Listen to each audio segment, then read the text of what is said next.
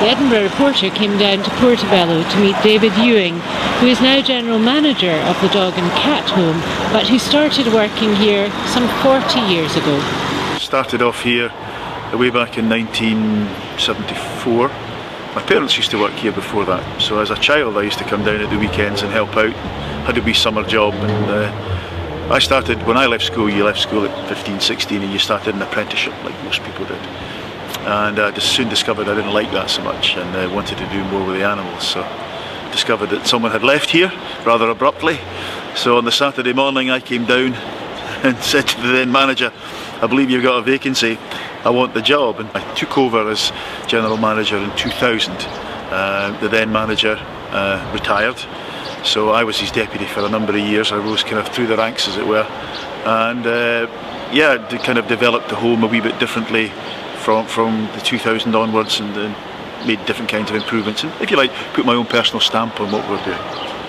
Well, the Dog and Cat Home is the oldest animal charity in Edinburgh. Started in 1883 and moved down to this particular site in 1957. So we've been here ever since, but it's been developed on a number of occasions and been extended.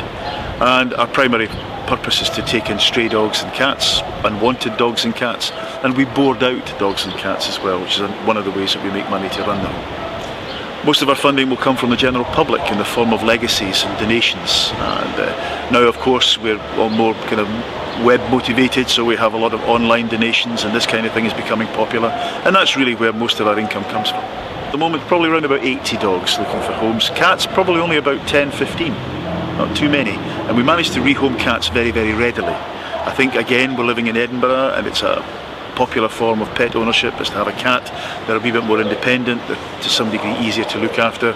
Dogs, of course, have bigger commitments, so that's a harder job for us to try and find homes for them. We have probably well over 30 staffies looking for homes just now, and it's an ongoing problem. We have been passionate about this particular breed for a wee while now, and in fact 2012 we set up a campaign in conjunction with Battersea Dogs Home about staffies, and the title is Staffies, They're Softer Than You Think. And we're trying to get across this message that staffies are not the real problem. The kind of pit bull type are the ones that are causing the problems for the general public, and they can be potentially very dangerous. But there is a proliferation of this type of dog, and we work at it. We try to get the message across. This is Denzel. Denzel is, surprise, surprise, a staffie.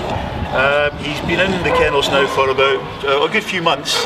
Unfortunately, his owner was unable to care for him. He was going into hospital to have surgery and wasn't going to be in a position to give the dog a home. And basically, he's a lovely boy, but of course, he's up against the fact that he is a staffie, and there are many, many of them. You'll see, like most staffies, he's kind of vocal. They do tend to sing and talk an awful lot, and this kind of puts people off. But you know, it's actually just a sign of friendship on their part. They're not actually being aggressive, but they do make a bit of noise. I would be looking for someone who's a fairly active individual who wouldn't just be looking to have a house dog, but would actually be looking to go out and about and actually go for exercise. This fella needs to be walked a good few miles each day and be given the opportunity to get out there and actually have a lot of exercise. I think the big problem with these dogs is that they're kept in the house just as regular indoor pets, and they get frustrated. They need exercise to stimulate themselves, and almost to tire them out as well, and then they become, I think, a bit more rounded as a family pet. It's very exciting. I know it's very exciting. Are you going to sing? Oh. It's a little kitten that's come in, and during its normal health check that gets done with the vet, they discovered that there's a bit of a heart murmur there. So what we will need to do is just investigate a little bit further. It's not at all uncommon for kittens to have heart murmurs when they are still as very young as they are, and it's something that they can outgrow. But it will need the cardiologist people at the Royal Dick Vet Hospital to have a look at it, and we'll get that done, and hopefully there'll be nothing too serious and it'll be able to get a home. And in my earlier years, when I was working outside in the kennels and I was actively involved in rehoming, I always took great pleasure in showing people around, and I would usually try and pick several dogs in any particular week that I determined I was going to get away. And if I could do that, then I felt I had done my job well that particular week, and some weeks it worked and some weeks it didn't. Well, thank you very much for showing the Edinburgh Reporter around the dog and cat home, and we hope perhaps our readers might like Denzel. Well, it's been a pleasure to have you here, and I hope that anyone who wants to come and visit, and even just to come and have a look around and find out what we're about, we're open 6 days a week, and we're always happy to show people about.